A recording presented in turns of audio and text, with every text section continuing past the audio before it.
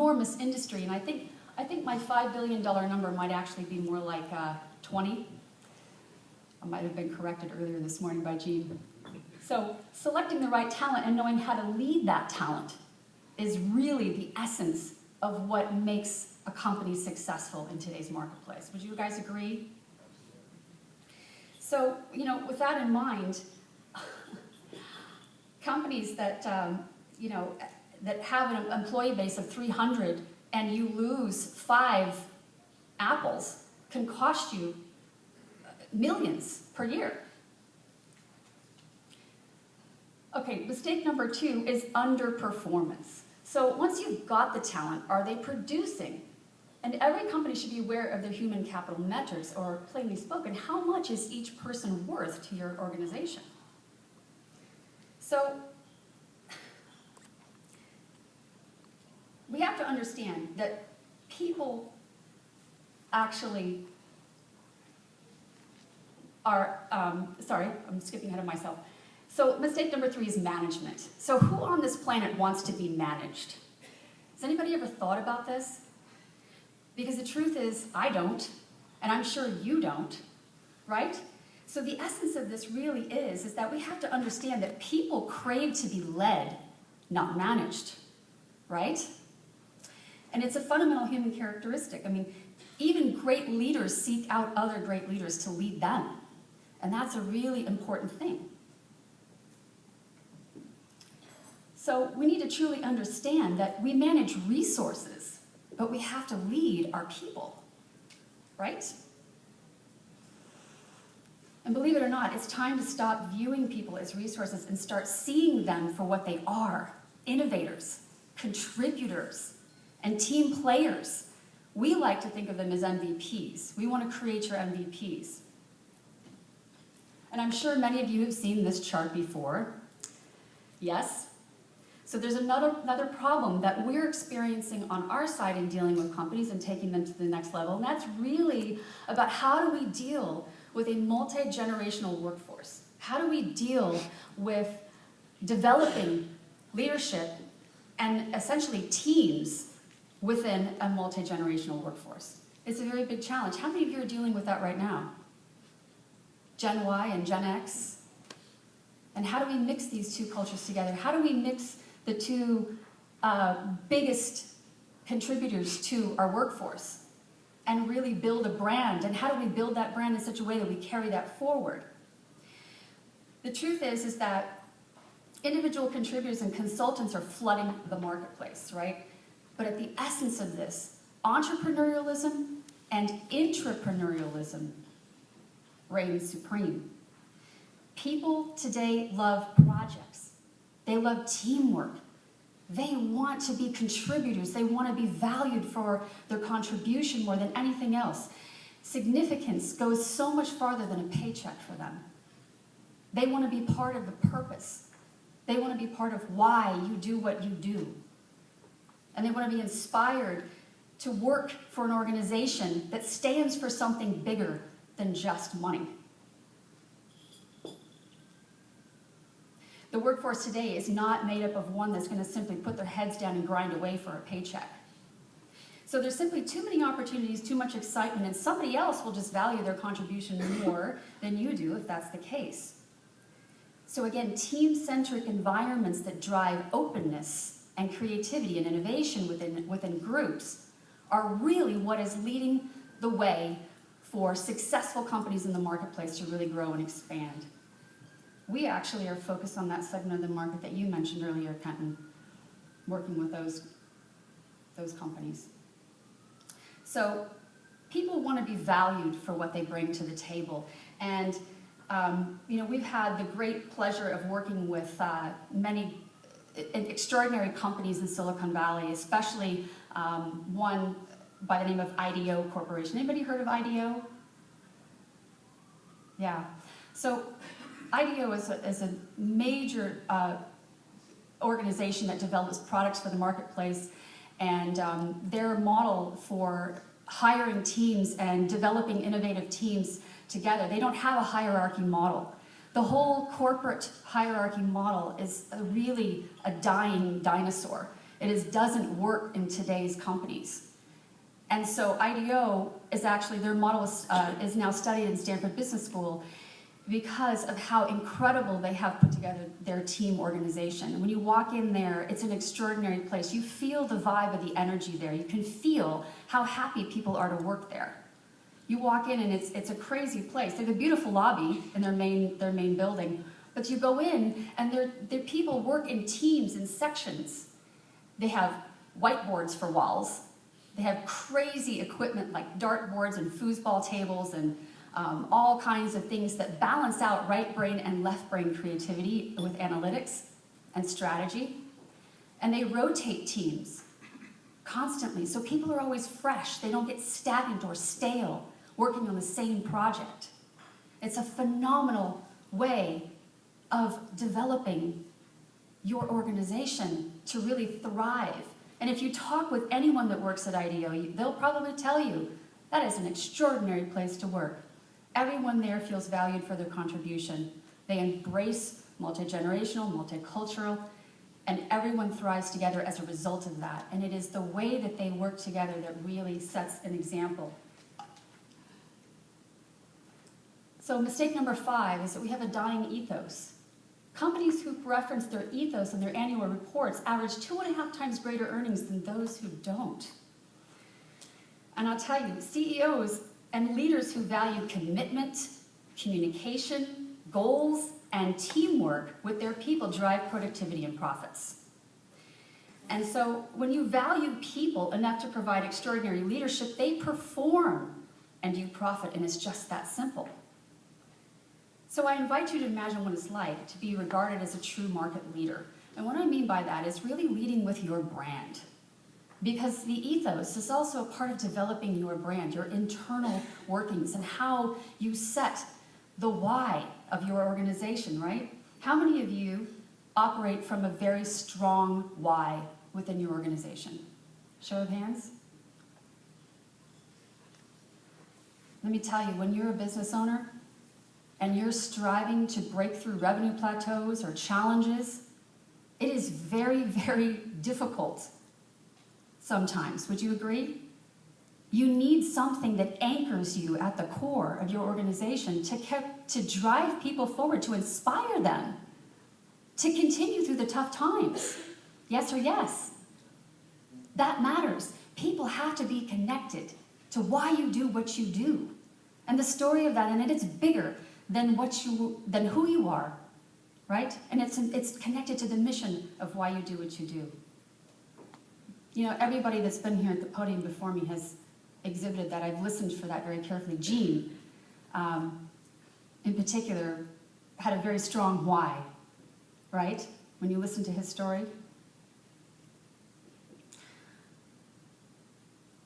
You've got to find the sources that know how to partner with you in a way that keeps your organization on track. I'm going to talk about that in a moment. So what is the solution? How do we step outside the norm and create extraordinarily successful companies? Well, you have to seek and hire the very best top performing talent. That's a given. But you have to also develop the right support and the right systems and processes to be able to leverage that team and to utilize them to the best of your capabilities. It's time for us to embrace a different model. And that's what we're working very hard towards at Profit Ventures. We are actually in the process of launching a 4-dimensional people intelligence system for organizations to access real-time human data and analytics of their own employees and be able to use that information to empower leaders within the organization to have critical real-time data that enables those leaders to make key decisions, to work within that team environment, to really help everyone thrive and push the company forward. It's really extraordinary. We've been working successfully with the DoD on this actual method in very amazing circumstances where we've been called in to determine for critical missions who should go and who should be responsible for executing certain components of the mission. And through using this technology and this application, we've been able to help produce some significant results with the DoD in their selection process and their missions that they've been doing at a higher level. So it is extraordinary that this method, we've been watching this develop over the last several years, since about 2010. We're now taking that model to the corporate market, and we're helping corporations to utilize this same type of technology and these same types of systems to actually grow their organizations through a team model, giving companies real-time decision-making capabilities. So we're all very painfully aware of the elephant in the room, and it's really the one that no one truly knows exactly how to address this or solve this. There are many issues that companies are facing, and we just believe that it's time to start embracing technology as a way to implement that solution, to also help human beings to understand human beings at levels they don't even understand themselves, to empower their entire structure to move forward through any market condition. So I have a final thought for you. If a company reports a 10% jump in net profits, that will only equate to less than 1% jump in stock prices. However, compare that to the fact that a company that reports a 10% jump in their human capital metrics, and you'll see an almost 6% jump in stock prices. Now that's what we want to be shooting for. So anybody have any questions that I might be able to help you answer?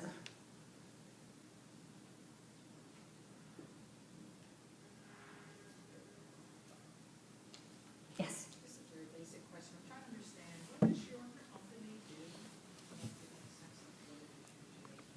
We work with companies, we come in and we work with a lot of entrepreneurs and mentor them and help them build the foundation and grow and scale. But we also work with existing organizations to go in and develop the brand strategies they need, the marketing strategies, and their team and leadership capabilities. I mean, the points that you're making about leadership are they're so profound in a sense that they're, in a way, they're almost hard for many people, even in HR, to kind of understand and grasp. Right. We have held on to like an old paradigm in terms of,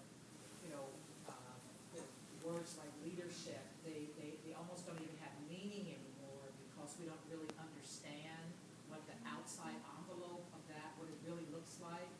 I mean, we could be in awe of it when we see someone like a Steve Jobs or someone who is taking a corporation from, in their garage and taking it somewhere, or Steve Ethos, whoever, who has really grown a large organization. So we say that that's management. But a lot of times those kinds of managers tend to be particularly hard on their people. Mm-hmm. Amazon, as an example, they can be very hard on their staff, reportedly. So sometimes it can be very, very hard to understand. So I really sort of applaud what you're doing and even this presentation, because it begins to make us think that the old ways haven't worked, and if we're looking for something different in the future, we've got to do something different now. So I really applaud that. I don't know if there's a question there or not, but it's a tough subject really to kind of wrap your mind around, and I applaud you really for making an initiative to bring that to the table. Thank you so much. What is your name? Marla Curry. Marley? Marla. Marla. Thank you for saying that, Marla. I mean, you're absolutely right. And that is what we've been really looking at. I mean, our goal is to go into companies and be objective and look for the solutions.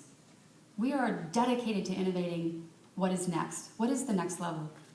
Because you're right, I mean, it is an old paradigm. We are in an age where technology is advancing faster than even technology itself can keep up with. And as human beings, it is changing the way that we function. It has changed drastically our lifestyles, the way we communicate, and the way we are effective or not, how productivity develops. And so we've been looking at a lot of these models, and our goal isn't to come in and annihilate HR.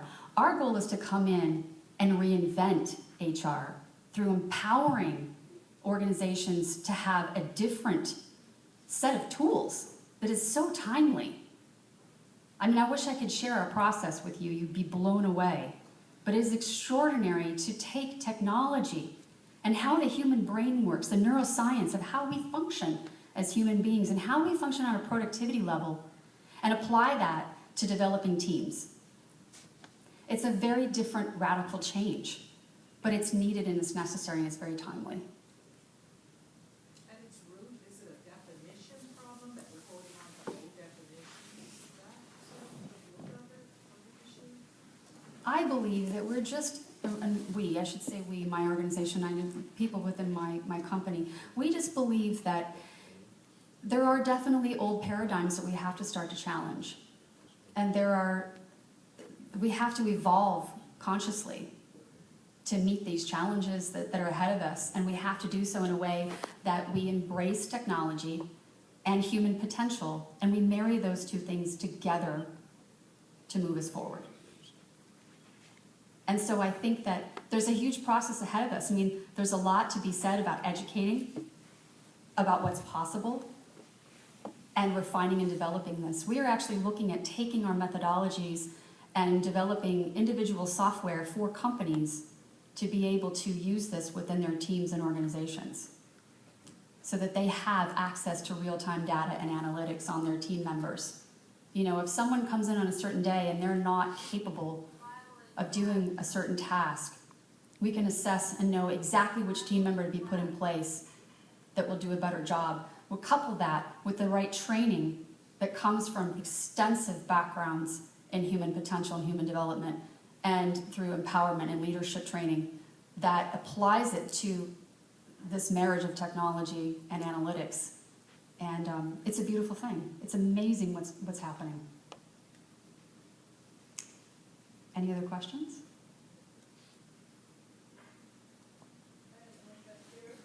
Okay.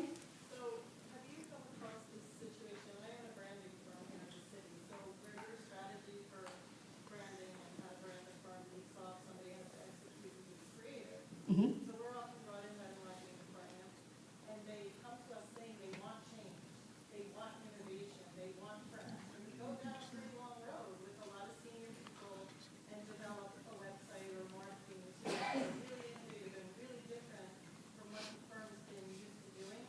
And then it hits a certain level as it goes up the flagpole and it gets killed because they say they want change, but when you present them with change and the marketing people really get their vision pushed, the people up top aren't comfortable with that degree of change.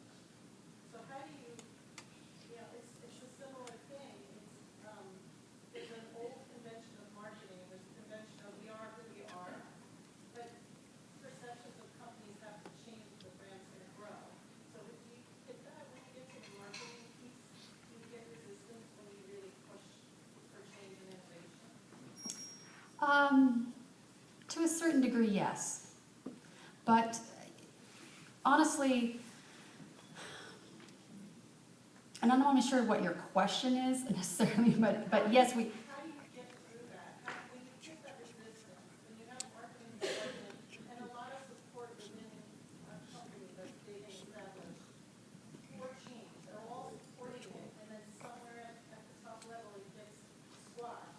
How do you push through that? How do you convince that they need to take the chance and be different from what they're used to? Like, what are some strategies to maybe get past that resistance? Well, you have to be on the offense, not the defense. And first of all, you have to learn how to ask the right questions. The human brain can't help but want to answer a question if you ask it a question. So it's really about asking the right quality questions that empower someone to think about the answer, and maybe they come to those conclusions themselves. But it's really about teamwork. I mean, I think, if you come in there to rebrand, we've done, countless rebrands and also worked with companies to develop their brand strategies. But it's really about coming in and saying, we're your partner. We're here to really take you to the next level. We're here to work together as a team to do whatever it takes to help you succeed. And from that perspective, I think if you're working with senior management, you're working with those levels, you have to get to know everybody in the organization. You have to do a 360-degree analysis of everything, not even just the company, but the marketplace, right? So it's really about getting to know those individuals and forming those relationships, I believe. Sure. To support what you've shared, I once spoke with one of the founding executives to Red Hat before they really had their success. And they've since created a marketing branding agency doing kind of what they did in Red Hat for other organizations. And one of the things that he said was that we actually didn't do marketing. We didn't go inward and then out. Yes. We focused on company culture so that it was very organic, and we were actually, our employees became ambassadors Yes. of the brand. And that's a very authentic and cost-effective, I think, way of truly branding an organization. My question is, there are some people who just aren't going to get with that.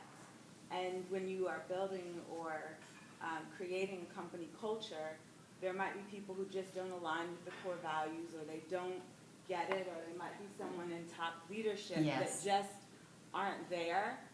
And what is the way to, and this might be going into an HR question, but what is the way to identify, without maybe sharing your secret sauce, of how you get, but how do you identify people who live the values that believe the brand when bringing them in an organization? What's the way to try to counteract that problem later on where they just are not with it? It is a very big challenge. It is. I agree with you, and it's disheartening at times, right? Because you can do a lot of work to create culture and ethos and put systems and processes in place, but there are always going to be people who aren't on board for that. And I think that's where leadership comes in. We've been talking about leadership. I mean, I think it's about making the right critical decisions and being willing to do what's necessary to drive things forward. Would you agree? Yeah, it's not easy. But these are all questions we've been looking at this for so long, and and we're students too of this method. I mean, we're never going to say we know it all. We know exactly how to come in and fix this problem. We're always just studying and observing and listening very carefully and closely and working together to solve problems. Really, is what it is, and just approaching things from a different, fresh mind perspective, which in and of itself can sometimes be very challenging because people, the strongest human instinct is not survival. The strongest human instinct is to keep things the same. That is how we are wired as human beings. Subconsciously, our subconscious mind is programmed in such a way that we will fight to the death to keep things the same. And so it is amazing when you start to go in and teach people about the difference between the conscious and the subconscious and how that works together to achieve goals. Because the subconscious brain, part of the brain, is a goal-striving mechanism. And when you teach people how to use both of their minds together and how their brain actually functions on a higher level, that can also break down barriers. It can break down beliefs, because we go in there and get people to challenge those beliefs, to see things from a completely different perspective, and challenge what they believe about themselves and what they believe to be possible. And when you take that approach, people are much more empowered. They feel like they have been lifted up to another level. At least that's been our experience. Any other questions?